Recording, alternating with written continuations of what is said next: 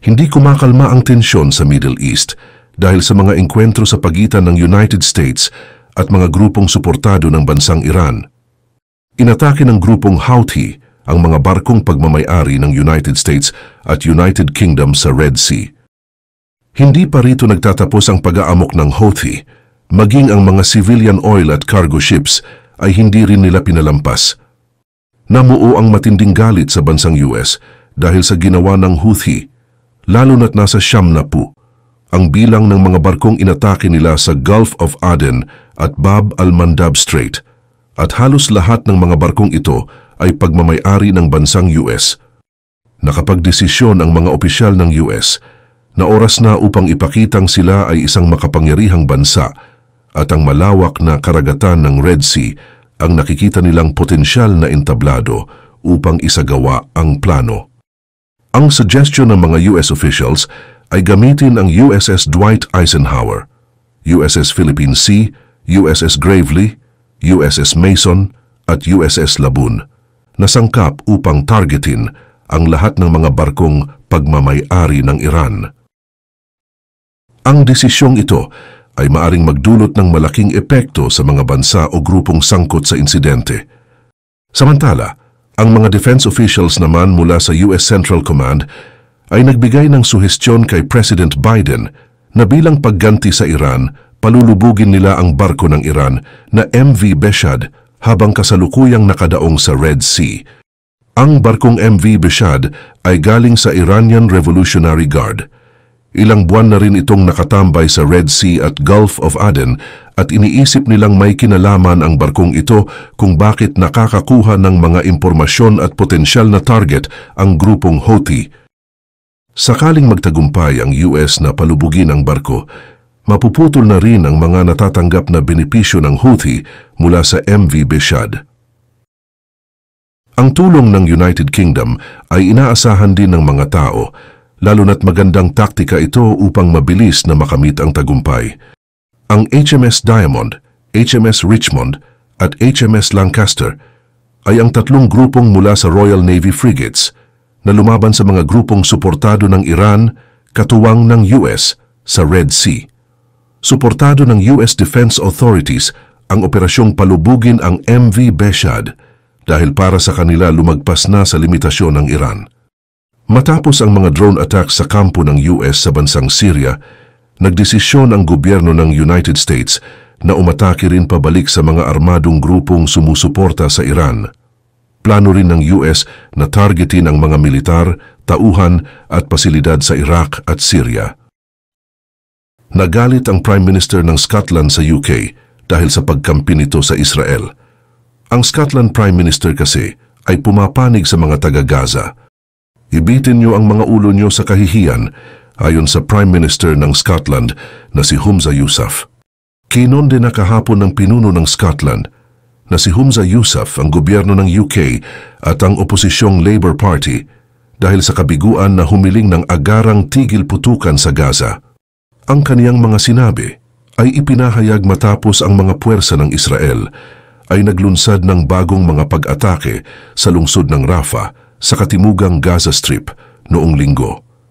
Ito ay ikinamatay ng mahigit 100 Palestinian at ikinasugat ng marami pang mga sibilyan. Ang hindi pagpayag ni Keir Starmer at British Prime Minister na si Rishi Sunak na tumawag para sa isang agarang ceasefire ay hindi malilimutan at hindi mapapatawad.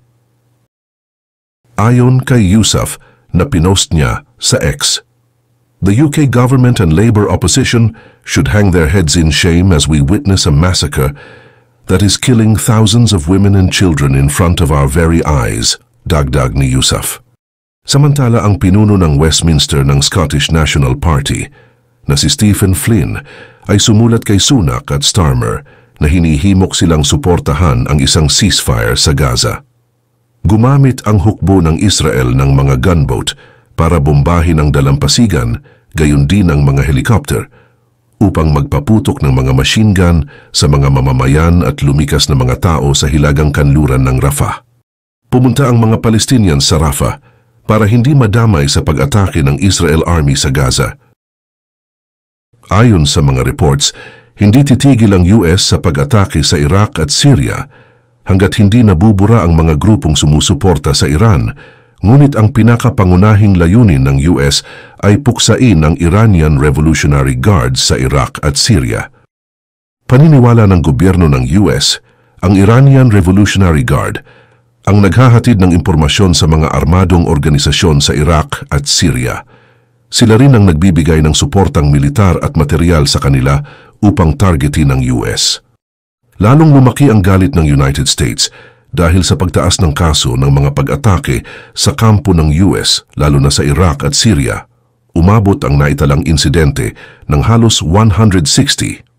Kamakailan lang, ang pag-atake ng mga grupong suportado ng Iran sa Tower 22 malapit sa border ng Syria at Jordan ay nagresulta sa pagkasawi ng 3 Amerikanong sundalo, 40 sundalo ang nasugatan at 8 sundalo ang kritikal ang kondisyon. Samantala, itinanggi ng Iran na may kinalaman sila sa insidente.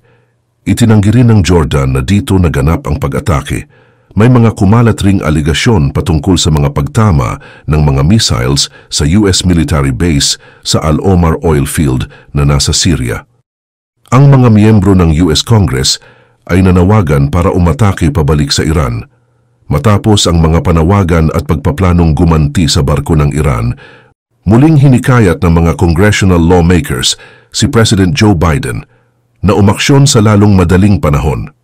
Si Senator Lindsey Graham naman ay hinikayat ang administrasyon ng US na atakihin ang main target sa Iran hindi lang bilang parusa, kundi pagpigil na rin sa mga potensyal nitong pag-atake sa mga susunod na araw. Suhestyon ng Republican ng Mississippi na si Roger Wicker, nagagantihan nila ang walang kasawaang pag-atake ng Iran sa pamamagitan ng direktang pag-atake sa mga pasilidad nito at mga leaders. Dagdag pa ni Wicker, ang mga aksyong ginawa ng US ay tila baliktad ang naging epekto. Imbis na mapaalis ang mga grupong suportado ng Iran, mas nagsilbi pa itong inspirasyon upang umatake sila, kaya't mas tumaas ang kaso ng pag-atake sa kampo ng US. Nanawagan ng mabilis na pag-aksyon si US Senator John Cornyn at nagbanta naman si US President Joe Biden na mananagot ang lahat ng pasimuno ng pag-atake. Ang spokesperson naman ng White House National Security Council na si John Kirby ay nagpakita ng mainit na suporta sa gagawing matinding pag-atake pabalik ng US sa Iran. Ang kinatatakutan ng mga war analyst ngayon ay kung direktang aatake ba ang US sa Iran. Tila isang bangungot ang magiging resulta nito kung matutuloy man ang paggamit sa taktika. Sa kasalukuyan, inaasahan ang pag-monitor ng US sa mga naval assets ng Iran, ang pag-target sa mga leaders ng Houthi at ang pagpataw ng karampatang parusa sa Iran. Kabilang sa pag-atake ng US ay ang pag-target nila sa partikular na lokal ng Iran na nasa labas ng bansa at sa mga individual na opisyal ng Iranian Revolutionary Guard Corps. Ang pagkilos na ito ay maihahalin tulad sa ginawang pag-atake ng US sa dating prominenteng leader ng IRGC na si Qasem Soleimani noong 2020. Ang pag-ataking ito ay nagresulta sa pagkasawi ni Qasem Soleimani. Samantala, upang mapahinto ang Iran sa pag-aksyon, nagdesisyon ng US na pasabugan ang militar ng Iran sa Syria dahil maaring masira ang Iraq, Syria and Lebanon land corridor na nais namang makontrol ng Iran. Sa paraang ito ay parang nakaganti na rin ang US sa Iran kahit papaano. Inaasahan ng US na sa pagsasakatuparan ng aksyong ito, mas magiging malakas ang impluensya nila sa rehiyon, kabilang na ang mga kaalyadong bansa nito. Hanggang ngayon, iniiwasan pa rin ng US ang direktang pag-atake sa Iran bilang ganti, upang hindi na lumubha pa ang sitwasyon at upang maiwasang sumindi muli ang nag-aapoy na tunggalian sa rehiyon. Samantala, matapos magalit ng husto ng US at mambomba sa Syria, ang Iran naman ngayon ang may nabubuong galit at inspirasyon upang gumanti sa US. Ngunit sa kabila ng matinding galit ng Iran, hindi nila magawang isakatuparan ang pagganti sa US dahil sa kasalukuyang pagpoprotesta ng mga tao sa bansa. Ayaw din ng Iran na ilihis ang atensyon ng mga tao mula sa protesta, Kaya naman kahit ibang grupo ang pinagagalaw ng Iran upang umatake sa US, kailangan nilang isantabi pansamantala ang hinahangad nilang paghihiganti upang hindi masaktan ang mga nagpoprotesta. Sa totoo lang, ang sundalo ng mga grupong suportado ng Iran na nakapwesto sa Syria ay unti-unti nang nililisan ang mga kampo nila dahil wala naman silang ginagawang pag-atake. Bago pa sinimulan ng pwersa ng US ang pag-atake, nagbaba na ng utos ang Iran na itigil ang pag-atake dahil sa pag-aalala nila sa mga lokal ng Syria. Pinaalis na ng Iran sa Syria ang mga grupong suportado nila. Umatras man ang Iran sa pag-atake, hindi naman nagpapigil ang 900 sundalo ng US na manatili sa kanilang posisyon sa Syria at wala ring balak na pabalikin ng US ang mga sundalong pinadala nila sa Syria. May mga usaping kumakalat na intensyon ng Pentagon na makatrabaho ang gobyerno ng Assad sa Syria. Bukod dito, plano rin ng US na targetin ang mga militar ng Iraq na sumusuporta sa Iran. Sa kasalukuyan, halos nasa 2,500 ang bilang ng mga sundalo ng US ang nasa Iraq. Ayon sa Foreign Minister ng Iraq, nagkakaroon na ng pag-uusap ang mga opisyal nila at opisyal ng US upang magkasundo at pauwiin na ang mga sundalong pinadala ng US sa Iraq.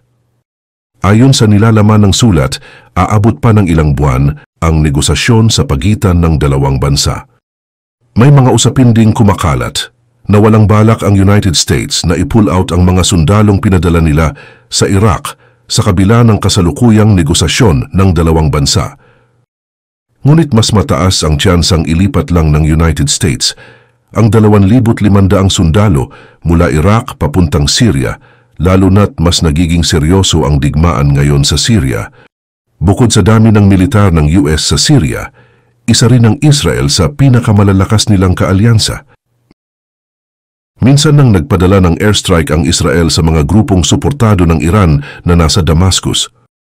Nakafocus ang pag-atake sa partikular na lokasyon, sa probinsya ng Damascus, kung saan nakatayo ang hideout ng mga grupong suportado ng Iran. Matapos ang pag-atake, isa sa bodyguard ng Iranian Revolutionary Guard ang namatay. Ang kabuang bilang ng mga namatay mula sa mga grupong suportado ng Iran ay 7. Pinakita lang ng Israel na hindi nag-iisa ang militar ng United States sa Syria at kung kinakailangan susulpot ang Israel upang lumaban bilang katuwang ng US laban sa mga armadong teroristang grupo. Ang United States at Iran ay iniiwasang maging aktibo sa digmaan, lalo't alam nila ang magiging resulta ng padalos-dalos na aksyon. Gayunpaman, ang armadong grupo ng Iraq at Houthi ay hindi mag-aalinlangan na sumabak sa digmaan, hindi katulad ng Tehran at Washington na kapwa nag-aalinlangan kung susugod at lalaban. Ayon sa Iran, tila wala na sa kanila ang kontrol ng paggalaw ng mga sinusuportahan nilang grupo, lalo na't mas tumaas pa ang naitalang airstrikes ng Hezbollah sa northern Israel. Sa makatuwid, ang pwersa ng US sa Syria at Iraq ay maaring gamitin na ng US sa sarili nilang benepisyo sa panahong ito na hindi na makontrol ng Iran ang mga grupong suportado nito. Imbis na gamitin ang lumang plano, balak na ng US na magsagawa ng mga sorpresang pag-atake sa Iran. Bagamat mas ligtas kung papatawan na lang ng kaparusahan ng Iran na may kinalaman sa ekonomiya, mas pinili ng US ang makakapagpalubha sa sitwasyon. Kaya naman pinili ng US ang pagpapasabog sa Iran at ang pag-atake ng mga sundalo sa Syria at Iraq. Ngunit sa dami ng kabi-kabilang suhestyon sa gagawing pag-atake, nakasalalay pa rin kay US President Joe Biden kung anong pipiliin niyang klase ng pag-atake, lalo na't maaapektuhan ang administrasyon ng US kung basta-basta na lang siya magdedesisyon ng hindi pinag-aaralan.